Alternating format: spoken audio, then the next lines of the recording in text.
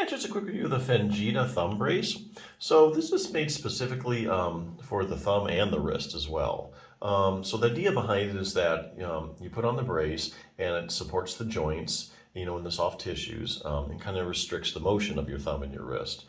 So this gives the joint and soft tissues a chance to rest, recover, and not get overstressed.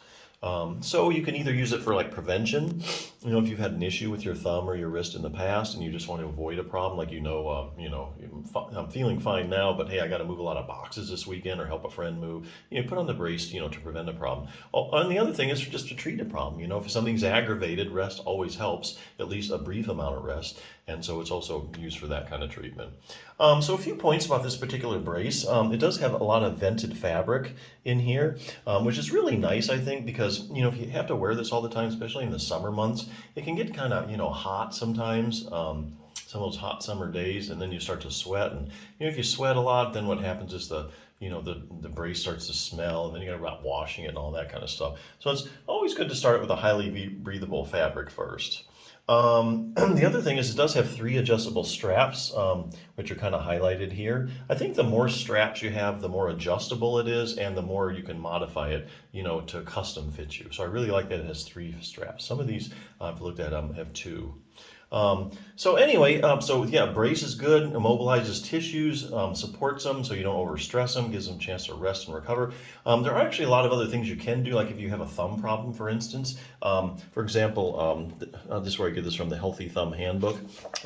If you have a problem, let's say with a lot of people are using this for arthritis. If you have arthritis in your joint, the lower joint here called your CMC joint or your carpometacarpal joint, a lot of people are using these braces for that. So that's a chronic condition that just wearing a brace alone won't, cure necessarily.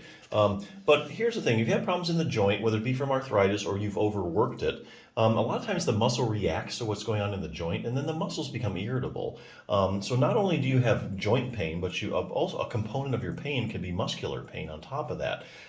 So that's something that's a little easier to get rid of than a joint, like an arthritic joint type of pain. Irritated muscles can develop these things called trigger points, which are irritable spots in the muscle. And so you can work those out and get rid of those. So that way you kind of get rid of the muscular part of your pain. And a lot of times you might think the trouble's in the joint. But honestly, because you can get an X-ray of your thumb and find some arthritis, but you can have asymptomatic arthritis. I know, like the studies with knee arthritis. A lot of people walking around, with grade 2 or 3 knee arthritis and have no pain at all. And pain can just come from just the muscles alone. So always good to iron out that muscular component if you have it. If you do have problems with that lower joint there, it's good to stretch. You might get tight in your web space. So it's always good to stretch that out, stretch in the web space. The other thing is if you have a problem with the joint, whether it be like if it's overworked or if you do have arthritis, you can take pressure off the thumb joint by doing a distraction technique like this. So distraction is kind of like, those inversion tails where you hang upside down and that takes pressure off the discs and the joints in your back. That's what a distraction does. And joints love being distracted because basically you've taken all the pressure off of them. And so it's kind of like a vacation for the joint, all the pressure's off, it has time to rest and recover, it just feels good. Getting maximal thumb joint stability, that's the last thing I'll go over. Basically, stabilizing your thumb, that lower thumb joint, which is probably the most problematic. There's a muscle called your abductor pollicis longus, and it actually attaches to that joint, and you can see how you get that muscle strong, and it's going to support the joint. Not only does it support the joint, but you also get dynamic joint stability, meaning that as you're using it and moving your thumb, you get more control over the joint, and that all equals less pain.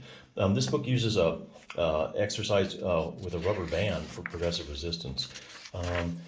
Other muscle to consider, first dorsal interossei muscle. As you can see, it attaches right down there at the thumb. Here, another good one for thumb stabilization. These exercises take less than 2 minutes. So you do 2 exercises for your thumb, probably takes less than 5 minutes a session. You only need to do them twice a week, maybe 3.